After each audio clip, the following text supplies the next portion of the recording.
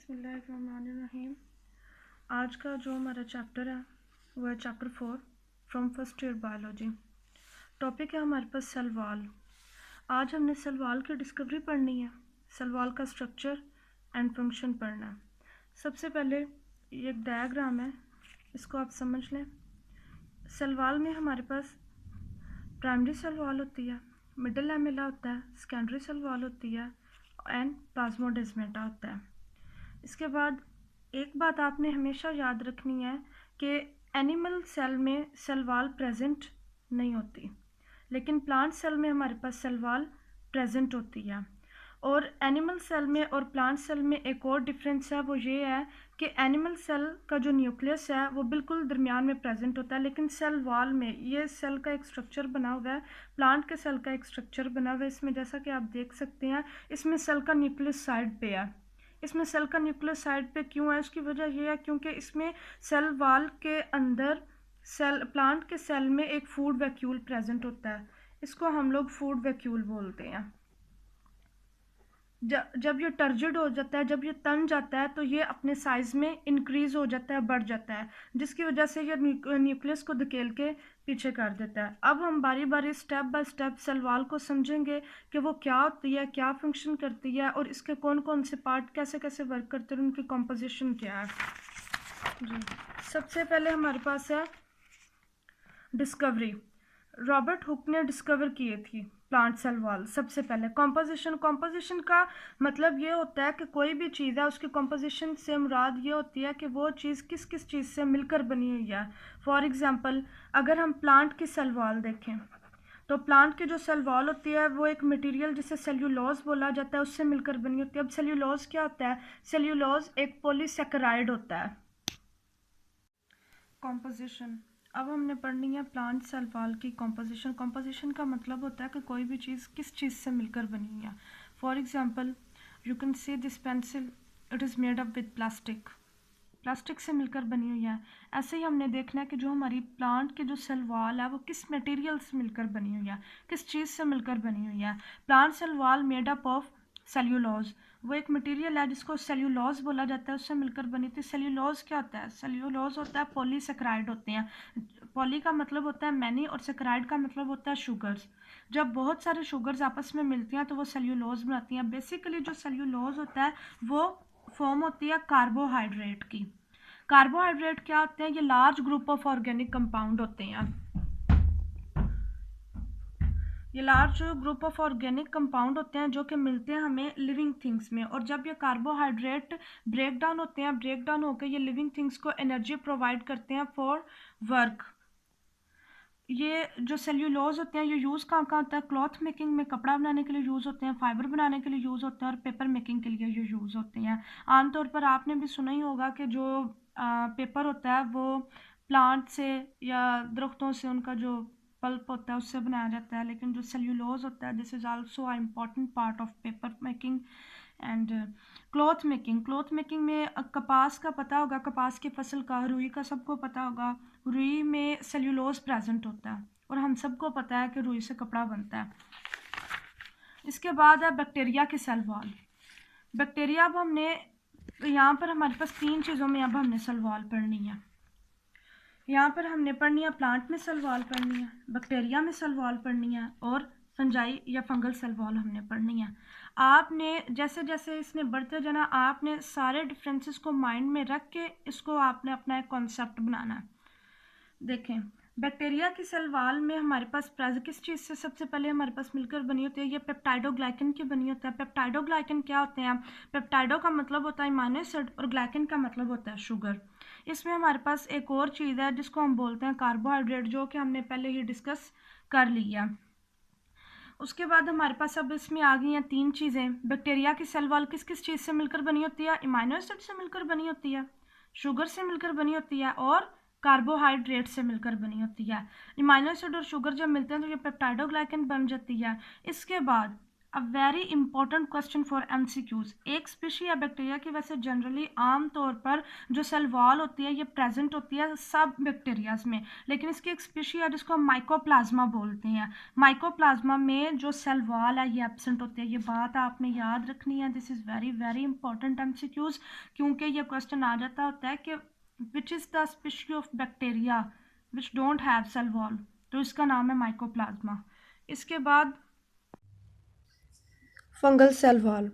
यहाँ पर अब हमने फंजाई की सेल वॉल के बारे में पढ़ना है। काइटिन से मिलकर बनी होती है। उसके अलावा इसमें हमारे पास पॉलीसेकेराइड होते हैं और नाइट्रोजनियस कंपाउंड होते हैं। अभी तक हमने 3 टाइप्स की सेल वॉल के बारे में पढ़ा है, प्लांट की cell wall, bacteria cell wall और फंजाई की सेल वॉल। अब हम आ जाते हैं सेल वॉल के स्ट्रक्चर की तरफ। जी, सबसे पहले हमारे पास होती है प्राइमरी सेल वॉल। सबसे आउटर वाली जो लेयर होती है उसको हम प्राइमरी सेल वॉल बोलते हैं। सेल्यूलोज से मिलकर बनी होती है और हेमी सेल्यूलोज से मिलकर बनी होती है। हेमी सेल्यूलोज कहते हैं, सेल्यूलोज के बारे में हमने डिस्कस कर लिया है। इसके बाद हेमी सेल्यूलोज सिंपल सेल्यूलोज होते हैं। ये वो कार्बोहाइड्रेट होते हैं जिनमें सिंपल अरेंजमेंट ये those carbohydrate which have simple arrangement. ये इस तरह के कार्बोहाइड्रेट्स होते हैं जो सिंपल अरेंजमेंट के साथ अरेंज होते हैं। इसके बाद हमारे पास आ जाती है middle lamella, the layer which cements the cell wall of adjoining plant cell together. Middle lamella वो लेयर होती है, ये वो पॉइंट होता है जहाँ पर एक सेल दूसरे सेल के साथ मिलता है। फॉर एग्जांपल अगर ये एक सेल है और ये दूसरा सेल है तो ये दरमियान वाली जो चीज़ है इसको हम मिडल लैमेला बोलेंगे, क्योंकि ये एक सेल को दूसरे सेल से मिलाती है, जोड़ती है। जी, कंपोजिशन ऑफ मिडल लैमेला ये पेक्टिन के साथ मिलकर बनी होती है। पेक्टिन क्या होता है? पेक्टिन एक स्टिकी पॉलीसेकेराइड होता है। पॉली का मतलब मैनी, सेकेराइड का मतलब शुगर, ये आपको पता है, और ये भी एक कार्बोहाइड्रेट है। अब जो पेक्टिन होता है इसकी नेचर स्टिकी क्यों होती है? क्योंकि इसका जो फंक्शन होता है वो ये होता है कि इसने एक सेल को दूसरे सेल से जोड़ के रखना है। इसलिए इसकी जो नेचर होती है, इसकी जो स्टफ़ होता है वो स्टिकी होता है। स्टिकी का मतलब होता है चिपचिपाहट वाला। ये इसके अलावा प्लांट के सेल के अलावा ये जेलीज में यूज़ होती है और जैम्स में यूज़ होती है, क्योंकि आपको पता है जो जेलीज और जैम्स हैं ये भी स्टिकी इन नेचर होते हैं। इसके बाद हमारे पास आ जाती है सेकेंडरी सेल वॉल। ये ज़्यादातर हमें वुडी प्लांट्स में मिलती है, inner side of primary wall होती है। पहले हमारे पास आ जाती है प्राइमरी सेल वॉल। इसके बाद हमारे पास आ जाता है मिडल लैमेला और देन हमारे पास आ जाती है सेकेंडरी वॉल। जो हमारी सेकेंडरी वॉल होती है ये प्राइमरी वॉल के इनर साइड पे प्रेजेंट होती है। पहले हमारे पास ये प्राइमरी वॉल होती है और फिर सेकेंडरी वॉल होती है, और जो सेकेंडरी वॉल होती है ये प्राइमरी वॉल के इनर साइड पे प्रेजेंट होती है और ये थिक होती है। आप देख सकते हैं कि ये जो ब्लू पार्ट जो हमें नज़र आ रहा है ये बाहर वाले पार्ट से ज़्यादा थिक है। मतलब ये मोटी होती है प्राइमरी वॉल से। जी, कंपोजिशन में क्या होता है? कंपोजिशन में हमारे पास आ जाता है ये सेल्यूलोज से मिलकर बनी होती है, हेमी सेल्यूलोज, पेक्टिन, और एक ये तीनों चीज़ों के बारे में हमने पीछे पढ़ लिया, लेकिन एक जो हमारे पास एडिशनल चीज़ होती है वो इसमें लिग्निन होता है, ठीक होती है। आप देख सकते हैं कि ये जो ब्लू पार्ट जो हमें नज़र आ रहा है ये बाहर वाले पार्ट से ज़्यादा थिक है। मतलब ये मोटी होती है प्राइमरी वॉल से। जी, कंपोजिशन में क्या होता है? कंपोजिशन में हमारे पास आ जाता है ये सेल्यूलोज से मिलकर बनी होती है, हेमी सेल्यूलोज, पेक्टिन, और एक ये तीनों चीज़ों के बारे में हमने पीछे पढ़ लिया, लेकिन एक जो हमारे पास एडिशनल चीज़ होती है वो इसमें लिग्निन होता है। लिग्निन एक फिनोलिक पॉलीमर है। इसका जो फंक्शन होता है कि इसने सेकेंडरी सेल वॉल को स्ट्रॉन्गर बनाना होता है। दुनिया में पाया जाने वाला ये दूसरे नंबर पर पॉलीमर है। दुनिया में सबसे ज़्यादा पाया जाने वाला ये जो पॉलीमर है ये दूसरे नंबर पर है। प्लाज्मोडेस्माटा, ये छोटे छोटे होल्स होते हैं which are present between cell through which cell can communicate with each other. ये आप देख सकते हैं, ये छोटे छोटे होल्स होते हैं जिनकी वजह से सेल एक दूसरे के साथ कम्युनिकेट कर सकते हैं, अपने मटेरियल्स को एक्सचेंज कर सकते हैं। एक किस्म के ये चैनल्स होते हैं जिनके थ्रू मटेरियल्स एक्सचेंज होते हैं। एंड पे हमारे पास आ जाते हैं फंक्शंस ऑफ सेल वॉल। क्योंकि हर चीज़ का कोई ना कोई फंक्शन होता है, कोई ना कोई मकसद होता है अगर वो किसी चीज़ के अंदर प्रेजेंट है। तो यहाँ पर हमारे पास जो सेल वॉल के फंक्शन आते हैं उसमें हमारे पास सपोर्ट है। सेल वॉल सपोर्ट के लिए यूज़ होती है सेल में, ताकि वो इसका जो स्ट्रक्चर है उसको बरकरार रख सके। सेकंड नंबर पे प्रोटेक्शन फ्रॉम पैथोजेंस।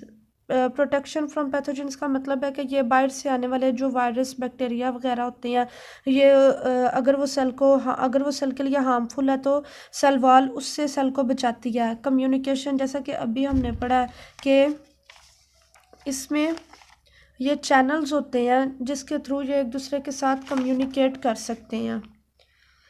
इस कम्युनिकेशन के थ्रू ये एक दूसरे के साथ मटेरियल्स को एक्सचेंज कर सकते हैं।